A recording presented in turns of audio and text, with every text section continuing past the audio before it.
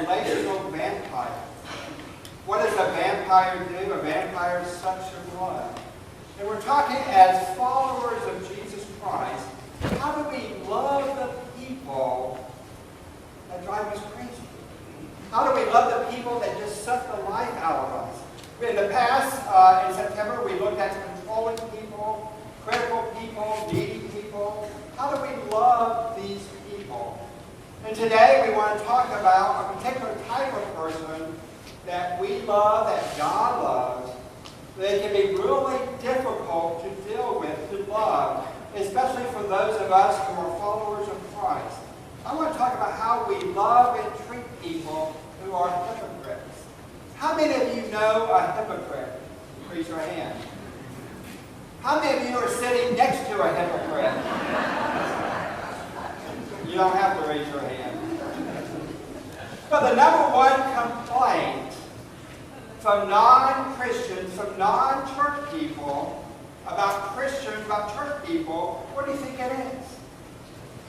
That they're a bunch of hypocrites. So where does that word hypocrite come from?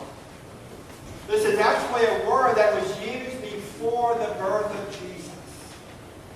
It was a word that was in Greek theater. And the word hypocrite means stage actor. It means one who wears a mask. It's a person who's on the outside portrays one thing, but inwardly they portray something else, they believe something else. Or a hypocrite then, for our talking purposes, is one who portrays something on the outside, but inwardly they're not living the life that's portrayed outwardly. As Nan shared with us, Jesus had no tolerance for hypocrites, for hypocrisy. In fact, the strongest words that you'll find coming from Jesus is when Jesus addresses hypocrites. Yes, in Gospel of Matthew, Matthew 23, again and again and again, he hammers on it. 7 times he says, woe to the hypocrites, woe to the hypocrites, woe to the hypocrites. Then he says about their outward lifestyle in verse 28. You'll see it on the top of your sermon notes.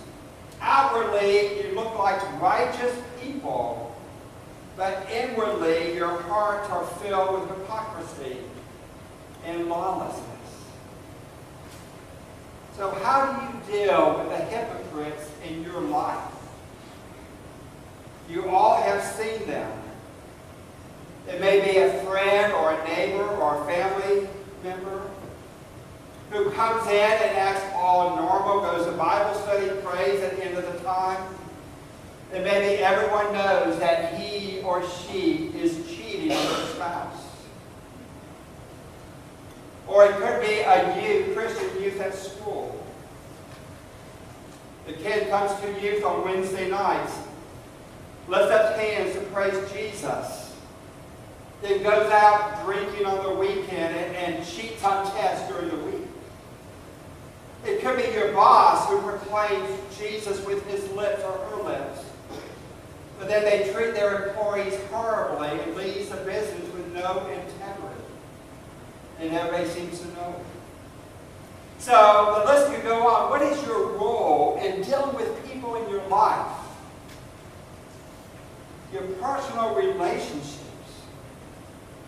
Do we have a role, or do we stand back and be prayerful? How do we respond? What do we do? How do we love those people who proclaim one thing, but inwardly they're living something way different? So the first thing in order to deal, the first question we want to try to answer is this.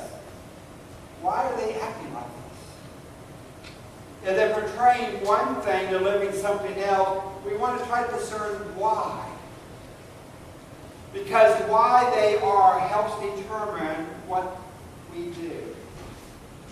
Why are they acting like this? So very quickly we'll go through a number of reasons. Number one, maybe they don't really know God. If you're following your message notes, you can write down the word maybe they don't really know God. Instead of being a hypocrite, maybe they just haven't been spiritually born anew. In fact, 1 John 2:4 says this, "Whoever says, 'I know God,' but does not do what he commands is a liar. The truth is not in that person." In other words, this person may not really know God. And maybe they go to church, and maybe they're part of one of our church groups, or maybe they claim to be a Christian, they think they are, but maybe they really have not proclaimed Jesus as Lord and Savior. In fact, Jesus says this, "Not everyone who says to me, 'Lord and Lord,' will enter my kingdom, only those who do the will of God." And so just somebody who claims to be a Christian doesn't mean that they've been transformed by Jesus. So this person may not be a hypocrite. This person might be someone who needs the grace of God. Maybe someone who needs to be loved into the kingdom. And the reason they behave, maybe they just don't know God. And maybe our response then, it helps them to know God. The second thing is related. Maybe they don't know any better yet. Why are they behaving this way? Maybe they're new in the faith. And they haven't been taught how they're supposed to live. Paul was dealing with this problem at the church in Corinth. You have a reference there. Among many other complicated problems. But Paul says to the group, "I cannot address you as people who live by the Spirit, but as people who are still worldly." You're not living by the Spirit, you're still worldly. You're mere infants in Christ. In other words, it may be somebody who have crossed the line of faith, they've been forgiven, and they've been changed by Jesus, but they haven't really fully grown and not spiritually mature. Paul talks about that you're still a baby in Christ. And so maybe this is a person that doesn't need correcting, they need instructing. Maybe they don't need correcting, they need instructing. They need to learn how to grow in Jesus. Maybe they need to know how to follow Jesus, that they're still in that young stage. It's very exciting to watch and I promise I won't always talk about my granddaughter, but I love to. And watching my 10-month-old granddaughter in recent days and weeks, she's beginning to take 2 or 3 steps. And then she kind of falls down on her behind. And lately she's been trying to run without learning how to walk. And maybe that's what Paul's talking about. Maybe we need to help people to learn how to walk and learn how to run. Maybe some people don't know any better yet. Then number 3, maybe they do know better, but they still disobey God. This is the hypocrite. They do know better, but they dishonor God with the way that they live. Peter addressed this way in 1 Peter 2. He says, "For you're free. You've been forgiven by Jesus, yet you're still God's slave. You're still His servant." Then he said, "Don't use your freedom as an excuse to do evil." In other words, don't use the grace of God as some type of covering up the way you're living the way you want. And this is what will happen sometimes when people slip into the spirit of hypocrisy. They may start by saying, "Well, it's nobody's business anyway. God's going to forgive me as God's grace covers it." And then over time they start to rationalize it or start to justify it. That God's going to forgive is not that big for a deal. And who are you to judge me anyway? And so this is a person that did at one time know better, but now justified, using God's grace as an excuse to sin. Peter says, don't do it. Don't use your freedom as an excuse to do what is wrong. John Wesley described grace as prevenient grace, justifying grace, and sanctifying grace. Prevenient grace is when God is working on you before you're aware of God. Justifying grace is when we accept Jesus Christ as Lord and Savior, that we are justified to come before the presence of God. But it doesn't stop there. Sanctifying grace is that God's grace continues to work in us. And we work on it. We work on what it means to be a follower of Jesus. And John Wesley talks about going on to perfection. Maybe not be made perfect in this life, but working toward perfection. So very quickly then, how do we deal with the people in this third category? How do we deal with hypocritical people? We need to be very, very much devoted to prayer. We need to pray. We need to pray, we need to pray, and we need to pray. Let me give you 7 points that we want to pray. The first is, God, help me confront with a heart to restore. Paul told the Galatians in this. He said, brothers and sisters, if someone is caught in a sin, you who live by the Spirit should restore that person gently. What does it mean to restore? It means to bring back or make whole again. And your heart is to restore or bring back that person to the original purpose that God has given them, to do it gently, to do it humbly. Another version is in your notes. It says, if another believer is overcome by sin, you who are godly should gently and humbly. I love that description. Gently and humbly help that person back into the right path. What happened? They wandered away. And you're going to help guide them back. You are not the judge, you are the guide. You're not the judge who claims what's right and wrong, you are the guide. To help gently lead them back to a better way, to the way of life, to the way of truth, to God's way. So your goal is not to be right. Your goal is to help them be right with God. Be the guide to help them get back to the path, restore gently. Think about Jesus. How did he love people? With grace and truth. A woman caught in adultery, and everybody says, stone her. And imagine if all he says is great. Go ahead. Or when he said, those without the first sin cast the first stone, everybody would leave. And what if Jesus just said, don't worry about it, don't get caught again, and bye. What Jesus did, it says he knelt and wrote something in the sand. We don't know what it was. But after the people dropped their stones, Jesus said, where are the people that are accusing you? And she said, they're gone. And Jesus said, in grace, neither do I condemn you. Now go your way and be free. Don't do it anymore. Don't get back into sin.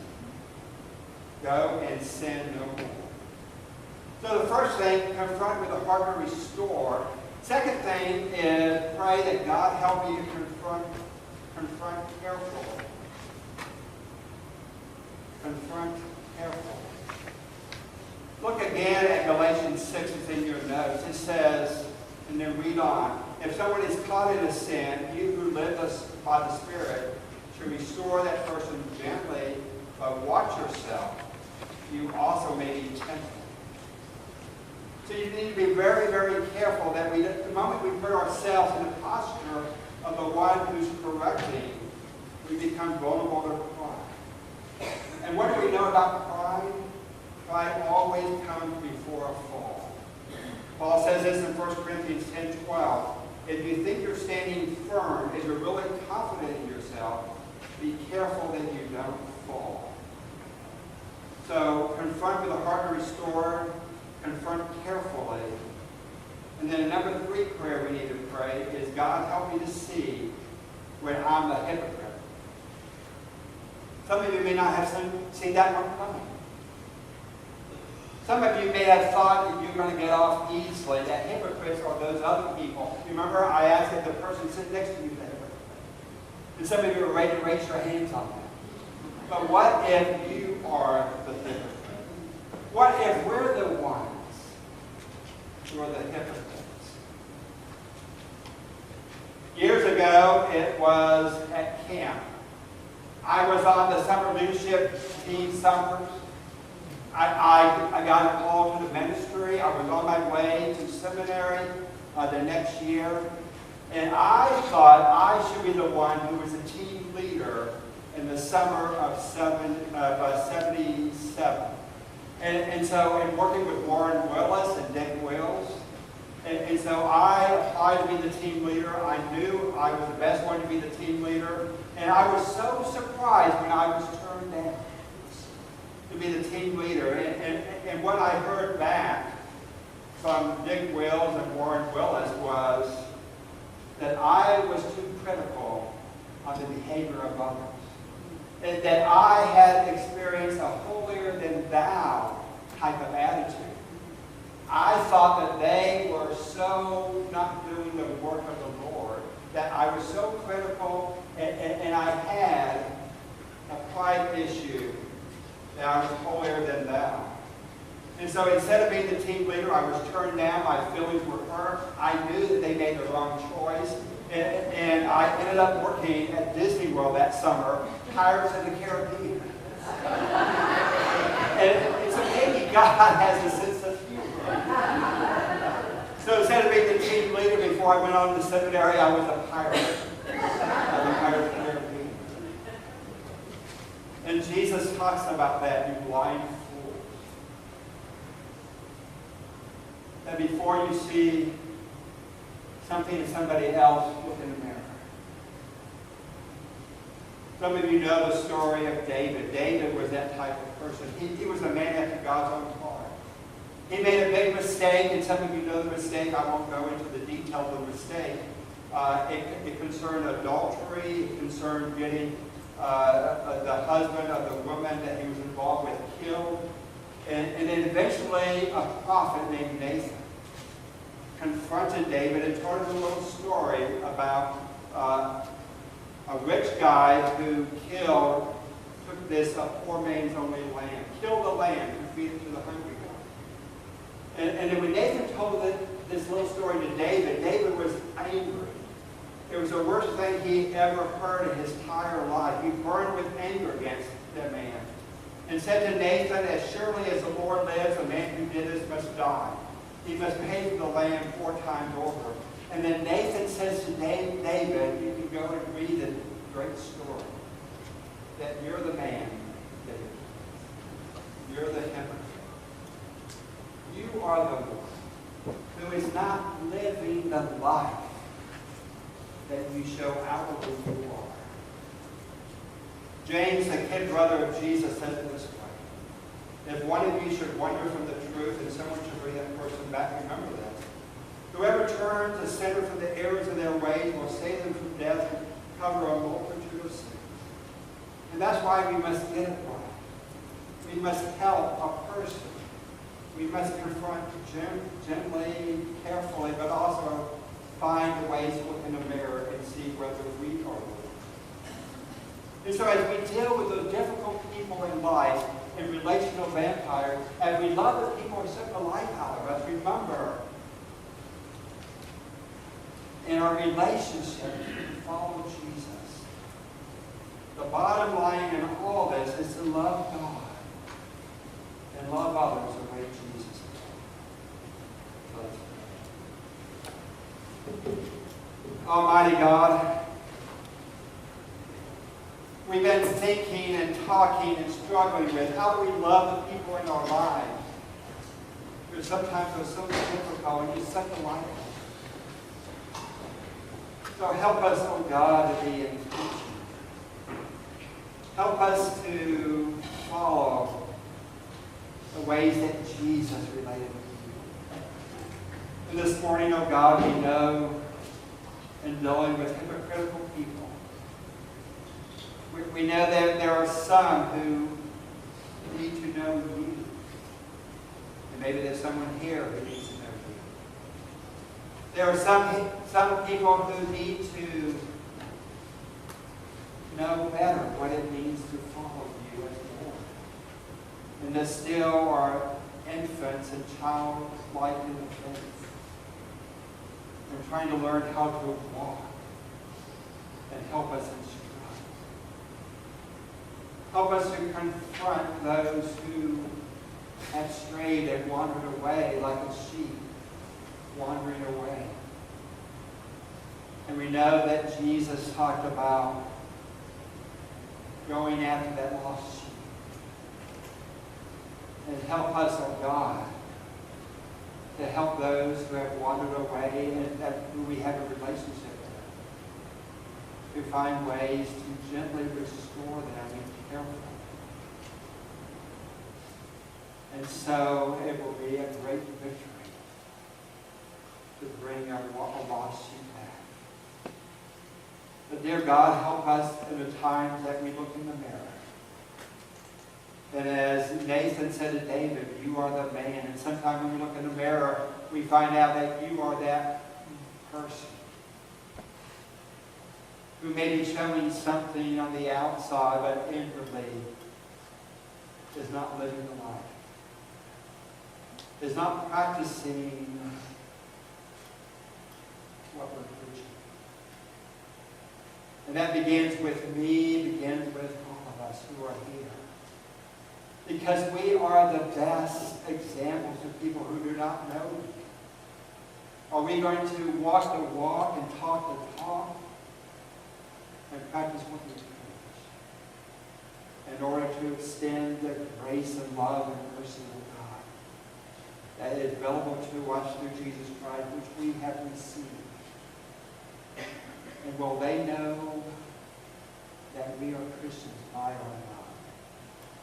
Help us, oh God, to love those people who are so difficult to love in our lives. Help us to love like Jesus loved. In His name.